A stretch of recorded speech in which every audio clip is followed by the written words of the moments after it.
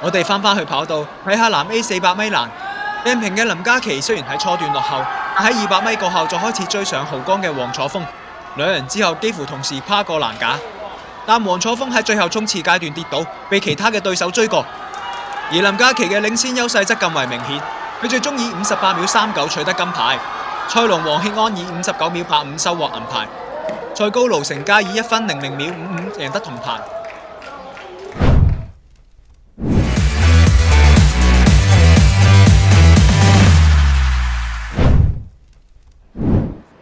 林嘉琪同黃楚峰喺之後一日嘅男 A 100米欄再度碰頭，喺藍黃潭展成畢業後，今屆比賽嘅競爭變得相當激烈，未跨過最後一個欄都冇人知道邊個會係第一名。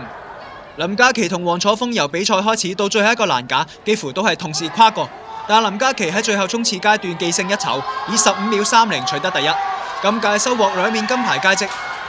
黃楚峰以15秒44得銀牌，鏡評潘燦偉以16秒43贏得銅牌。我係非常之激動，非常之賽前非常之緊張，因為我哋今次嘅賽程可能喺時間上面有少少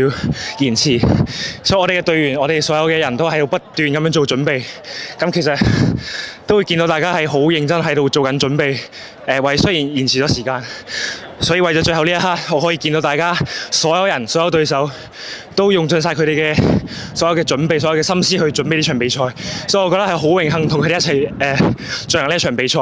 我都要好感謝我嘅教練呂浩祥老師，同埋我嘅師兄譚天成，同埋好多其他學校嘅朋友，同埋我哋學校嘅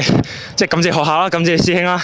就係咁樣咯。我係從來冇跨130米，係從來冇跨過16秒跨入16秒嘅，但係今次第一次跨入咗15秒以內，咁我係真係證明咗自己。雖然我自己喺短欄上面唔係幾擅長，但我起碼證明咗自己係只要係肯呢方面去鑽研，我自己都會肯，即係都會有少少突破。